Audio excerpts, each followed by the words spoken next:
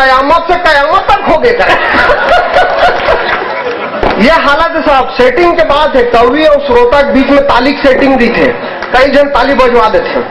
मैं आपको ताली बजावर नहीं बोला था, ताली बजाए की कोई जरूरत नहीं। कई जन आते दोनों हाथ ऊपर करके ताली बजाओ, दोनों गोड़ ऊपर करके ताली बजाओ, कोई टेंशन वाले बात नहीं है यार। ताली बजाना है बजा दो, नहीं बजाना मत बजाओ, कोई बात नहीं है। अच्छा ऐसे बोले तुमन बजा देते हो मतलब का है कि एक जगह ना मैं कवि सम्मेलन में गए रहा हूँ, तो कहा इसके कवि आके पढ़ा रही थे। अब वो बहुत देर ले बोला थे कि नहीं भाई ताली बजाओ करके। तो ओकर बाद में कहा हुई कि वो अच्छा पंक्ति बोलिस और जिसे बोलिस कि ताली बजाओ करके, तो ओकर बाद में सामने से कोई ताली वाली कोई नहीं बजाई। एक ठन मूछ वाला एकदम मुछंदर ऊपर उठ के गीस और ताली छोड़ के कवि ले बजा दी। और नंबर आई, मैं कुछ नहीं बोले, मैं जान डा रहा हूं यहाँ तो सब पत्थर के सनम बने बैठे, बूढ़ी पट के कोई फायदा नहीं है। लेकिन तब से भी जब मैं कविता पढ़ाते रहे हो तो दो जन सामने में बैठ के ताली बजाते रही हो। मैं बोले क्या बात है भाई, तुमन क्या करत हो करके। नहीं शर्मा जी आप अपन काम करो, हम अपन काम करत हो। मैं बोले तुमन अपन काम करत हो, तुमन का काम करत हो। प्लीज भाई आप शब्द साधक है, हम लोग ताली वादक है। मैं बोले ताली वादक, ये तो मैं पहली बार ऐसा सुन रहा हूँ। तो बोले नहीं हम लोग क्या है अपने ढंग से बजाते हैं। मैं बोला कैसे बजाते हो? तो प्लीज कि भाई हम लोग दो प्रकार से बजाते हैं। पहला तरीका तो ये है कि हम दोनों हाथों से बजाते हैं, और अगर किसी के गाल का समर्थन मिल जाए तो अपन एक हाथ से भी बजा देते हैं। बहुत अच्छा कवि सम्मेलन चलत है, बहुत अच्छा संचालन करते हैं भाई शशिकांत यादव जी। मैं आप लोग बता दो, जब मैं यहाँ आत रहे हो तो अगर बात टावर मिला थे करके, टावर की कवि और कुकुर के राशि एक छो थे। मैं बोला हाउ डू यू डू, कुकुर की ही सेम टू यू। और हालत ये है कि साहब मैं जिन मोहल्ला में रहता हूँ ना, तो वो किस्म किस्म के कुकुर हैं, ऐसे टाइप के कुकुर जिसमें कोकरो बहुत बाल है, कोकरो एकदम रेगड़ू है, कोई एकदम चले नहीं सका थे। एक जन के पास एक बाल है, समझ में नहीं आते ओकर इनकमिंग कौन तरफ है आउटगोइंग कौन तरफ। ये यूसुफ भाई बड़े असन कुकुर पाले रहा है और कुछ नहीं करेगा। मैं बोले कर दिया तो तू क्या करेगा? अंदर पूछे तो ठीक हो गया ना। तो मैं बोले यार कुकुर तो एकदम शेर जैसा पाल के रखा है करके। तो बोले नहीं शेर ही था, मेरे साथ रहते रहते कुकुर हो गया। 8 पंक्तियां पढ़ना चाहता हूं इसी हंसी खुशी के माहौल में। कि जानवर जो होते हैं में कौतूहल जगा रहे थे, अपने सीन में कौतूहल जगा रहे थे, अपने सीन में कौतूहल जगा रहे थे। शहर की एक सड़क पर 6 कुत्ते एक साथ दौड़ लगा रहे थे। किसी ने उनको इस तरह दौड़ते हुए देखकर पूछा, इस तरह दौड़ते हुए आप किधर जा रहे हैं? तब एक कुत्ते ने पलटकर जवाब दिया, हुजूर हम तो अपनी परंपरा निभा रहे हैं। शहर की उस छोर पर एक नया खंबा गड़ा है, हम उसका उद्घाटन करने जा रहे हैं। अभी ये बात चलत रही से, जीरो फिगर के बात चलत रही से। बोला कि भाई आलोक भाई कुछ करो यार, आप अपना डिजाइन तो ठीक करो। मैं बोले क्या हो गया भाई? तो किस की नहीं भाई, अब जीरो फिगर जो मामला होता है ना वहां तक के पहुंचो करके। मैं बोले जीरो फिगर क्या होता है करके। नहीं जानी भाई को देख लो, जीरो फिगर है। मैं बोले देखे हो? तो मैं बोले का है यार, बेगड़ी फटफटीता है, न चले न माइलेज दे, अपन फुल्ली लोडेड। बोले नहीं कुछ नहीं कर सकते तो अनशन ही कर लो करके। वो अन्ना जी ने 13 दिन का अनशन किया। तो मैं बोले चल भाई देश के नाम से अब बैठना है तो बैठ ही जाता हूं करके। लेकिन बात ऐसे भाई साहब कि जिन मन खा पी के डकार तक नहीं ले हैं, ओकर पर भूखा काबर बैठना, क्या बात करके मैं जल्दी अपन अनशन ला तोड़ दे। तो मैं आप लोग बताना चाहता हूं कि खाए पिए में कमी नहीं करना चाहिए, खाना चाहिए। जहां जैसे मौका मिल गया वैसे खाना चाहिए। अपन घर में अपन कमाई के अनुसार खाओ, दूसर के घर में जाओ तो दबा के खाओ, फोकट के मिल जाए तो रगड़ के खाओ। अतेक खाओ कि अपन घर खा जाओ, मोहल्ला खा जाओ, नगर खा जाओ, जिला खाओ, प्रांत खाओ, मौका मिले तो देश खा जाओ। शशि भाई बोली क्या बात बोल रहे यार, देश तो अपना है। मैं बोले क्यों नहीं, अपना ही तो खा रहे, कौन से दूसरे खा रहे हैं? आपको मौका मिला है तो आप पाकिस्तान खा जाओ। अब पाकिस्तान के बाद आई तहाले आदमी सट ले देशभक्त हो जाते हैं। तो मैं 8 पंक्ति रखना चाहता हूँ। कहा थे कि भाई हमारे देश में जब तक कवि सम्मेलन होते हो वीर रस के कवि आवत है, मतलब वो पाकिस्तान के कविता सुनाएंगे, एकदम टाइप बात है। लेकिन यहाँ सेलेक्टेड कवि मन है, वो मन अलग अलग रंग दिखाई। तब मैं आप लोग सुनाना चाहता हूँ, 8 पंक्ति के एक रंग देना चाहता हूँ कि कश्मीर समस्या पर एक कविता प्रतियोगिता हुई। कश्मीर समस्या पर एक कविता प्रतियोगिता हुई, सुनकर वीर रस के एक कवि धाये, तुरंत अपनी फड़कती हुई कविता थमाए। परिणाम निकला तो उनकी ओजस्वी कविता ही प्रथम आई।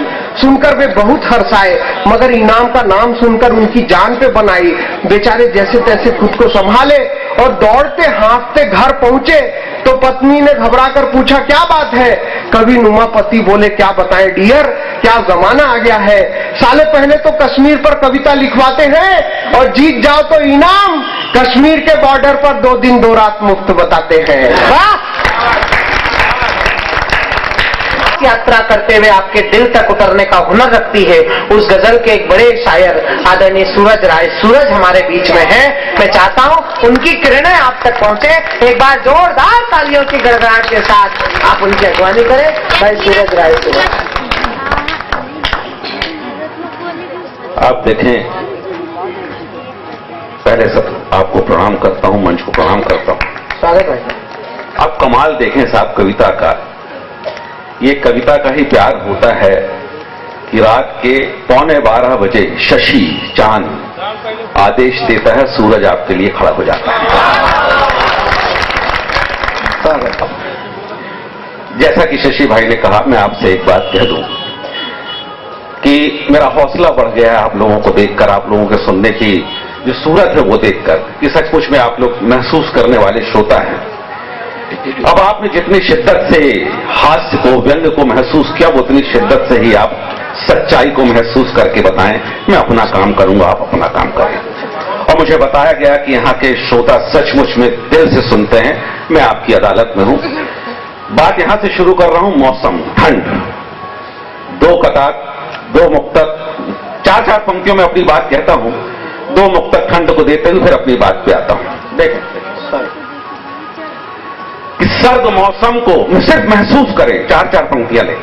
आपसे आपकी बात कि सर्द मौसम को अलावों की जमानत देकर, सर्द मौसम को अलावों की जमानत देकर सर को घुटनों की सख्त कैद से छुड़ा देते।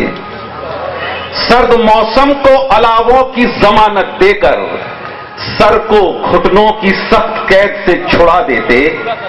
और आज तुम खा के तरस जिनको उड़ाते हो कफन, काश कल रात उन्हें चादरें उड़ा देते।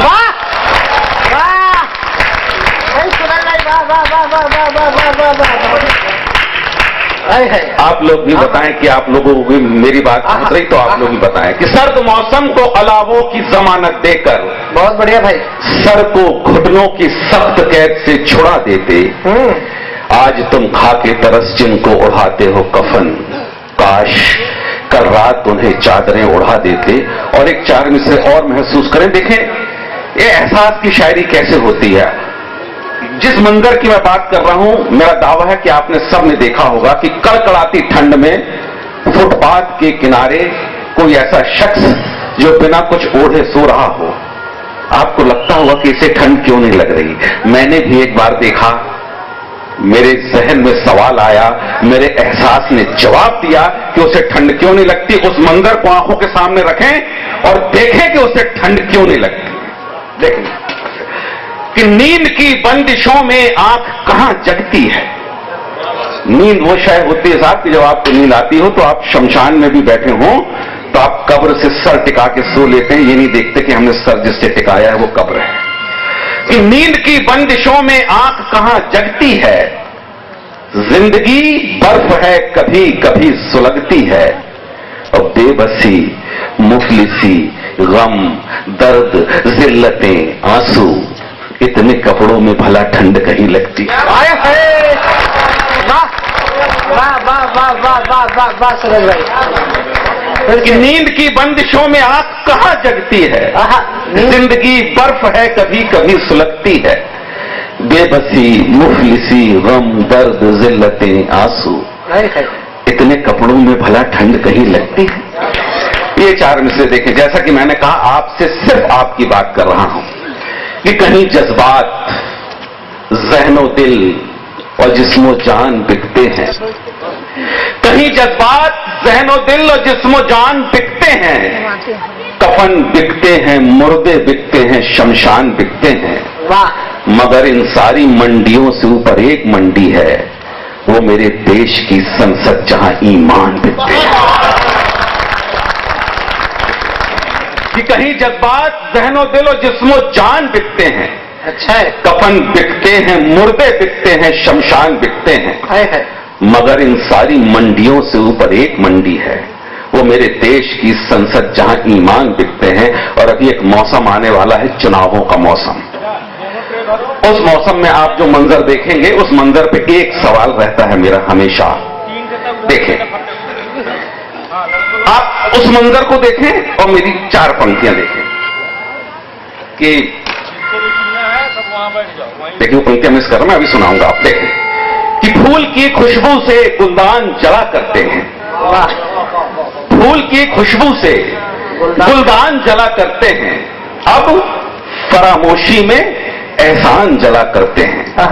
और वक्त था जब जला करते थे चिरागों से चिराग, आज इंसान से वाह वाह वाह वाह वाह। फूल की खुशबू से गुलदान जला करते हैं, बढ़िया सूरज भाई। अब फरामोशी में एहसान जला करते हैं। वक्त था जब जला करते थे चिरागों से चिराग, आज इंसान से इंसान जला करते हैं। अब देखिए, घर की तरफ ले चलता हूं, वो पंक्तियां मुझे जहन में आएंगी, मैं आपको सुनाऊंगा। वो घर की तरफ चलते, देखें आपकी आंखों के सामने एक एक घर का मंजर आपके सामने आएगा।